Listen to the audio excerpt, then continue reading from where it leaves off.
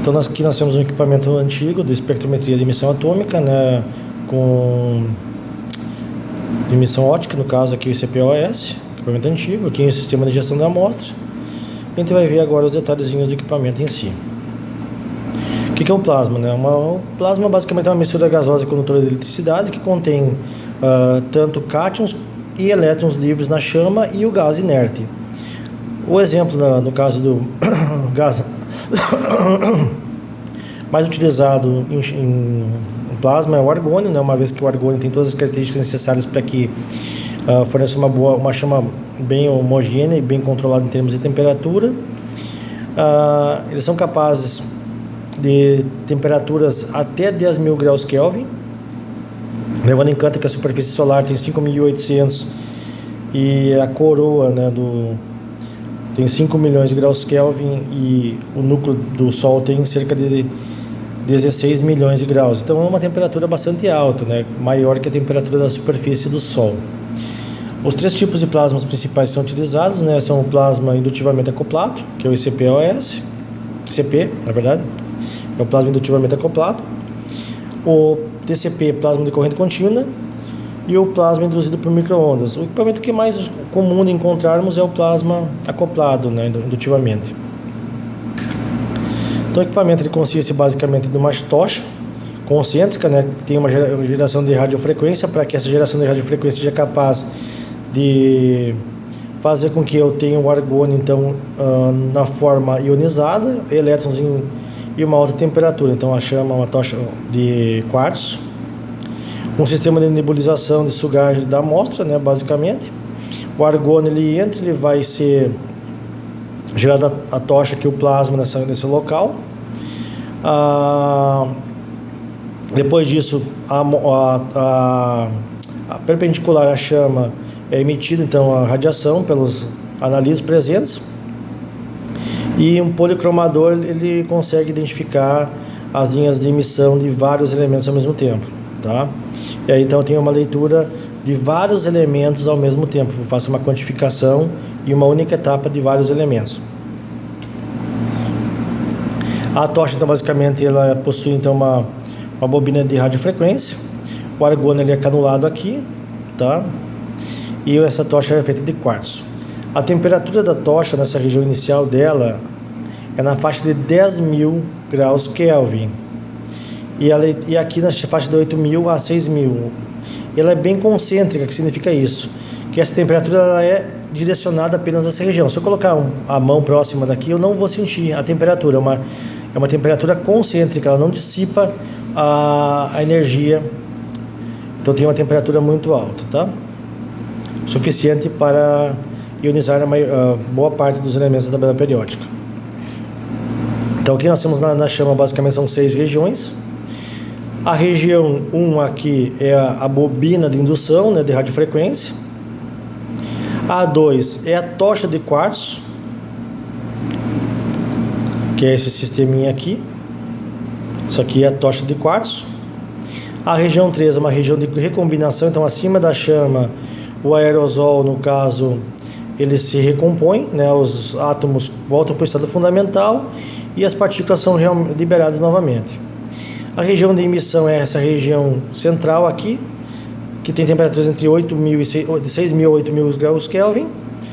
A região de excitação é essa região aqui na faixa de 8 a 10.000 graus Kelvin. E essa aqui é a região de dessolvatação e atomização, tá? Então atomiza aqui e ioniza aqui. E as temperaturas chegam na faixa de 10.000 graus Kelvin. Então aqui eu tenho o sistema de uma foto do ICP, né, a tocha de quartzo. E aqui feita a leitura, nessa direção aqui, tá? Então aqui a temperatura chega em 10.000 graus Kelvin. Outra coisa importante é lembrar que existe a região axial da chama e a região radial. Então dependendo do tipo de tocha que é utilizado, eu posso usar ela na axial ou na radial. A maioria delas usa na radial, tá? A razão total de argônio consumida nesse processo é de 5 a 20 litros por minuto. Então um cilindro de 10 metros cúbicos ele tem aproximadamente 10 mil litros. ele pode ser consumido entre 8 e 10 horas de análise, levando em conta o custo, né, de um argônio na faixa de 5, 6, 7 mil reais, dependendo da pureza, até mais, e da localidade que você encontra. Então essa análise, ela, apesar de ser uma análise que analisa vários elementos ao mesmo tempo, tem um custo alto de análise e um tempo limitado.